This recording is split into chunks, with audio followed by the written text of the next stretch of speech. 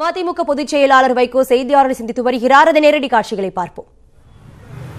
வேட்பாளராக போட்டியிடுகிற கழகத்தின் பொருளாளர் கணேசமூர்த்தி அவர்களும், கழகத்தினுடைய அவைத்தலைவர் அண்ணன் திருப்பூர் துரைசாமி அவர்களும், துணை பொதுச் செயலாளர்கள் மல்லை சத்யா, ஏ.கே. மணி அவர்களும், சிறுபான்மை பிரிவு செயலாளர் முராத் புகாரி அவர்களும், தேர்தல் பணி செயலாளர் மணவை தமிழ்மாணிக்கம், மாவட்ட செயலாளர்கள் சுப்பிரமணி, ஜீவன், கழககுமார், டி.சி. ராஜேந்திரன், மகேந்திரன், முருகன் ஆகியோரும், இன்று திராவிட முன்னேற்ற கழகத்தினுடைய தலைவர், சட்டமன்ற எதிர்க்கட்சி தலைவர், ஆருயிர் சகோதரர் மாண்புமிகு தளபதி மு.க. ஸ்டாலின் அவர்களை சந்தித்து மறுமலர்ச்சி திராவிட முன்னேற்ற கழக வேட்பாளர் கணேசமூர்த்தி அவர்கள் திமுக தலைவருக்கு பொன்னாடை அணிவித்து அவருடைய வாழ்த்துக்களை பெற்றோம். எங்களுக்கு இந்த தொகுதியை ஒதுக்கி தந்தமைக்கு நன்றி தெரிவித்துக் கொண்டோம்.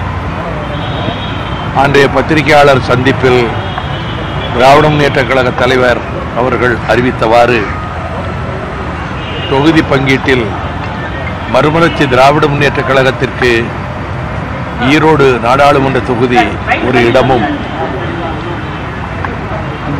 2019 ஜூனில் அடுத்து வரப்போகிற மாநிலங்களவை தேர்தலில் மறுமலர்ச்சி திராவிட முன்னேற்ற கழகத்திற்கு ஒரு இடமும் ஒதுக்கப்படும் என்று தெரிவித்தார்கள். தமிழகம், புதுவை உள்ளிட்ட 40 தொகுதிகளிலும் திராவிட முன்னேற்ற கழகத்தின் தலைமையிலான மதச்சார்பற்ற முற்போக்கு கூட்டணி மகத்தான வெற்றி பெறும். அறிவிக்கப்பட்டிருக்கின்ற 18 சட்டமன்ற தொகுதி இடைத்தேர்தலிலும் எந்த கட்டத்தில் நடத்தப்பட்டாலும் மீதம் இருக்கின்ற 3 சட்டமன்ற தொகுதி இடைத்தேர்தல்களிலும் திராவிட முன்னேற்ற கழகம் வெற்றி பெறும். அந்த வெற்றிக்காக மறுமலர்ச்சி திராவிட முன்னேற்ற கழகம் அர்ப்பணிப்பு உணர்வோடு அனைத்து இடங்களிலும் மறுமலர்ச்சி திமுக போட்டியிடுகிறது என்ற உணர்வோடு நாங்கள் முனைந்து செயல்படுவோம், வெற்றிக்கு பாடுபடுவோம். உறுதியாக வெற்றி மதச்சார்பற்ற முற்போக்கு கூட்டணிக்கு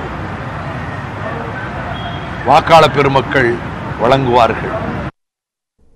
ஈரோட்டில் போட்டியிடும் மதிமுக வேட்பாளர் கணேசமூர்த்தி ஸ்டாலினை சந்தித்து வாழ்த்து பெற்றார். சென்னை அண்ணா அறிவாலயத்தில் மதிமுக பொதுச் செயலாளர் வைகோ அவர்கள் திமுக தலைவர் ஸ்டாலினை சந்தித்து பேசினார். அதன் பிறகு அவர் பேசிய விவரத்தை பார்த்தோம்.